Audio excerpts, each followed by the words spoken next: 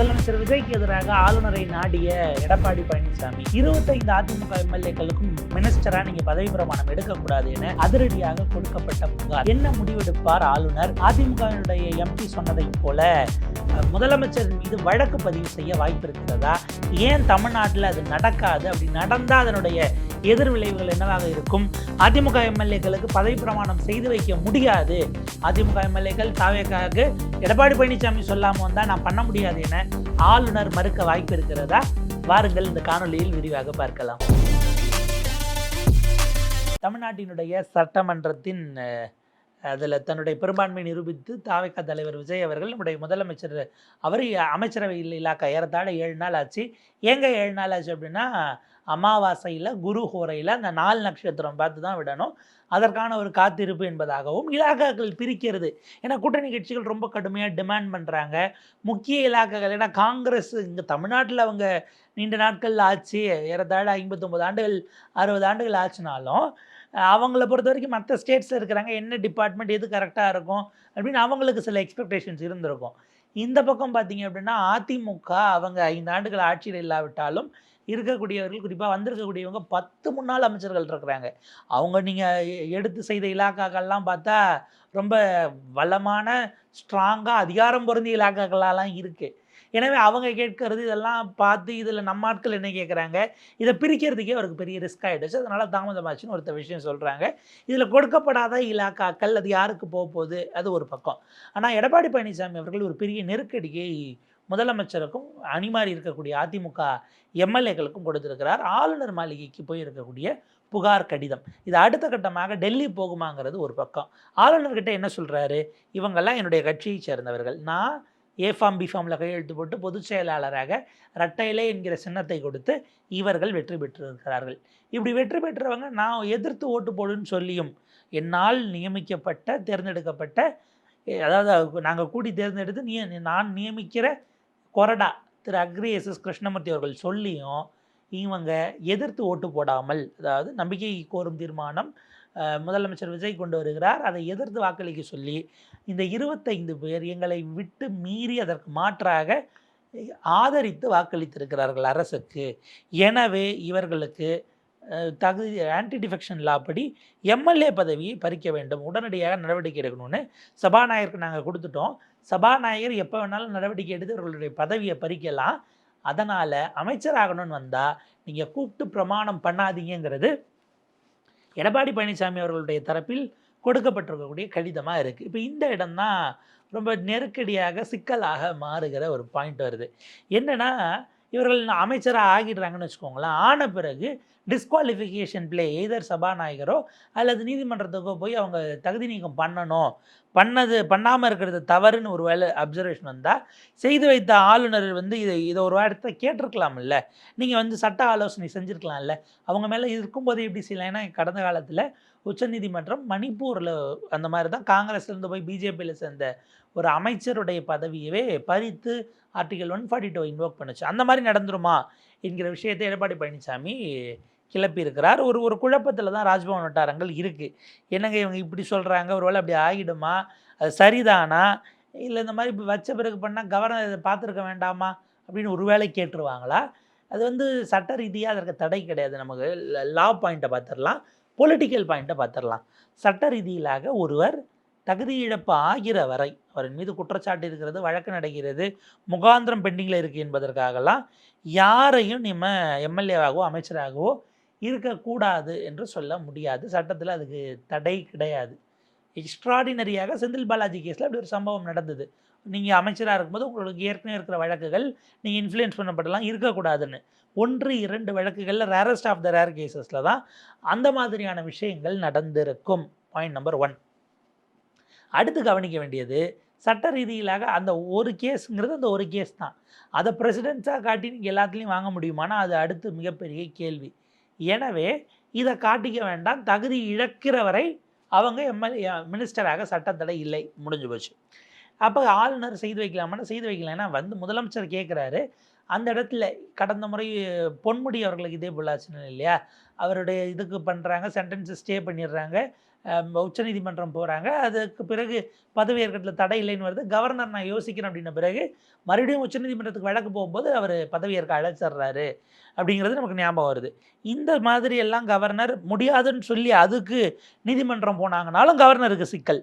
இருதலை கொள்ளியரம்பாக governor மாறுகிறார். இந்த சூழலில் தான் அதிமுகவினுடைய எம்பி இன்பதுரை அவர்கள் சிபிஐ விசாரிக்கணும். கடந்த காலத்தில் இதே மாதிரி ஓட்டு போடாமல் விலகுவதற்கு சிபு சோரனுக்கு பணம் கொடுத்த வழக்கில் முன்னாள் பிரதமர் நரசிம்மராவ், பூட்டா சிங் எல்லாம் கைது செய்யப்பட்டார்கள், நினைவில் இல்லையா அப்படின்னாரு. அது ஏன் தமிழ்நாட்டுக்கு பொருந்தாதுன்னு பார்ப்போம். முதல்ல அந்த வாக்கெடுப்பு நடந்தது என்பது டெல்லியை பொறுத்த வரைக்கும் உங்களுக்கு அது சிபிஐனுடைய ஜூரிஸ்டிக்ஷன். ஏன்னா அது வந்து இந்த நாடாளுமன்றத்தில் நடக்குது, சிபிஐனுடைய ஜூரிஸ்டிக்ஷன் வரும். இரண்டாவது, பணம் கொடுத்தது போனது தொடர்பான ஆவணங்கள் அன்றைக்கி பெருமளவுக்கு இருந்தது. 2. மூன்றாவது, இதில் கவனிக்கத்தக்கது, தமிழ்நாட்டுக்குள்ளே சிபிஐக்கு முதல்ல ஜூரிஸ்டிக்ஷன் இல்லை, அவங்க வர முடியாது. 1. இரண்டாவது பார்த்தீங்கன்னா, தமிழ்நாட்டுக்குள்ளே சிபிஐ வரணும்னா அதுக்கு பர்மிஷன் யார் தரணும் தெரியுமா? தமிழ்நாடு அரசு கொடுக்க வேண்டும். ஏன்னா ஏற்கனவே சிபிஐ இந்த மாநிலத்துக்குள்ளே வருவதற்காக கொடுத்த ஓப்பன் அசண்ட்டை தமிழ்நாடு அரசு ஏற்கனவே க்ளோஸ் பண்ணிருச்சு. திமுக ஆட்சி காலத்திலே அதை செஞ்சுட்டாங்க. இப்போது இருக்கிற முதல்வர், நீங்கள் இப்போ சிபிஐ வந்து அசண்ட் கேட்குதுன்னா எதுக்கு? முதலமைச்சர்கிட்ட போய் உங்கள் மேலே நாங்கள் வழக்கு பதிவு பண்ணலான் இருக்கோம், சிபிஐ இந்த கேஸில் உள்ளே வர்றதுக்கு நீங்கள் அசண்ட் கொடுங்கன்னு அவர்கிட்டயே கேட்டால் முதலமைச்சர் எப்படி அதை அலோவ் பண்ணுவார்? எனவே அதற்கும் சாத்தியக்கூறு இல்லை. ஒருவேளை அவர் இன்பதுரை அவர்கள் சொன்னது அப்படிங்கிறது அதுக்கான முகாந்திரங்கள் நீங்கள் கன்வின்ஸ் பண்ணணும், கோர்ட்டுக்கு போய் கோர்ட்டு டைரக்ட் பண்ணால் நடக்கலாமே தவிர, நீதிமன்ற உத்தரவுக்கு பிறகு அசண்ட் இல்லாமலே உள்ளே வர முடியுமே தவிர, நேரடியாகலாம் சிபிஐ உள்ளே வருவதற்கோ அல்லது முதலமைச்சர் அதில் விசாரிப்பதற்கோ திரு விஜய் அவர்களே அதெல்லாம் இப்போதைக்கு வழி இல்லை. லீகலி அதில் ஒரு கிரே ஏரியா இருக்குது. அதை வச்சு ஆப்வியஸாக ஆளுங்கட்சி தரப்பு மிகச்சிறப்பாக விளையாடுவாங்க அப்படின்னு பார்த்துக்கலாம். இப்போ என்னென்னா, வேறு விஷயங்களை நீங்கள் கொண்டு வரணும். பொலிட்டிக்கல் சார்ஜஸ் அப்படின்னா, மாண்புமிகு முதலமைச்சர் அவர்கள் முதலமைச்சர் ஆவதற்கு முன்பாக ஊழல் சக்தி என்று அழுத்தம் திருத்தமாக மற்றும் பலர் என்று பாஜகவோடு இருக்கிறவர்கள் அப்படின்னு அதிமுகவை கடுமையாக விமர்சித்தார்.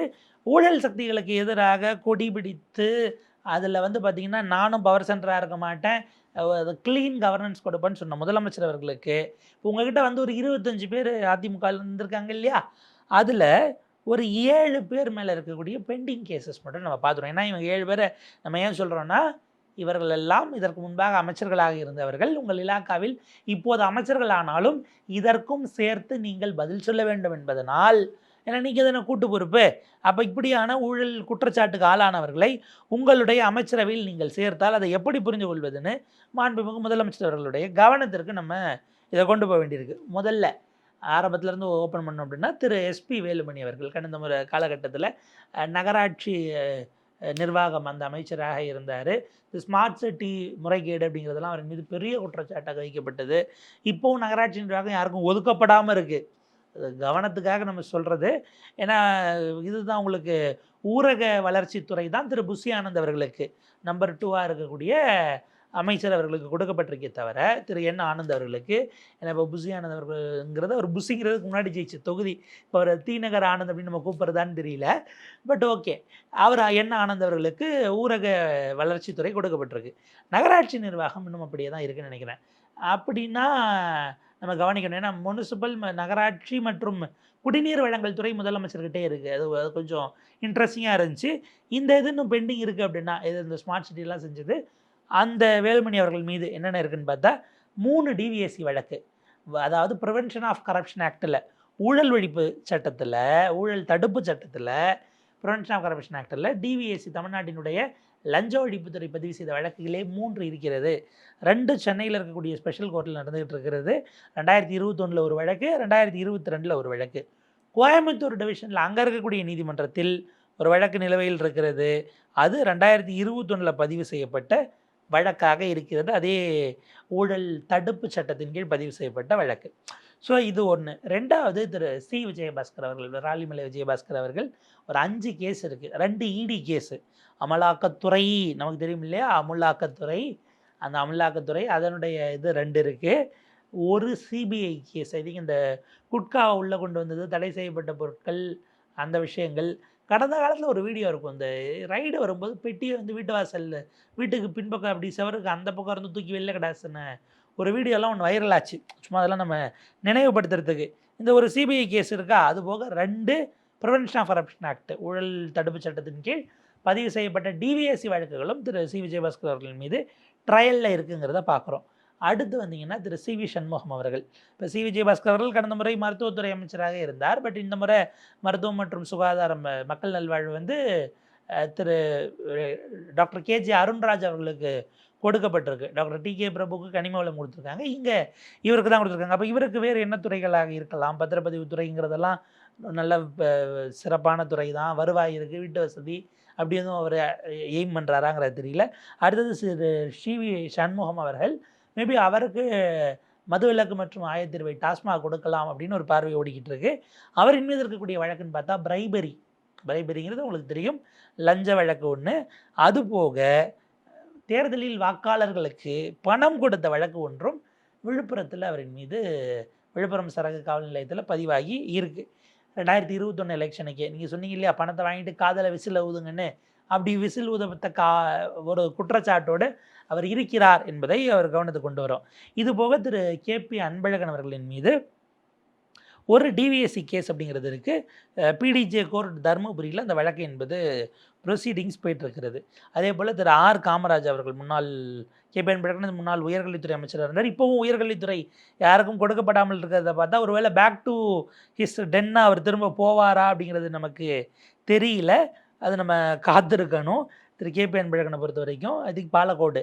அதே போல் நன்னிலம் காமராஜ் அவர்களை பொறுத்த வரைக்கும் ஒரு டிவிஎஸ்சி கேஸ் இருக்குது. பிரின்சிபல் செஷன்ஸ் திருவாரூரில் அவருக்கான அந்த ஊழல் தடுப்பு சட்டத்தில் பதியப்பட்ட வழக்கு, அளவுக்கு அதிகமாக வருமானத்துக்கு அதிகமாக சொத்து சேர்த்த வழக்கா, அந்த டிஸ்கிரிபன்சிஸில் அவரின் மீது என்ன செக்ஷனுங்கிறது நம்ம பார்த்துக்கணும்.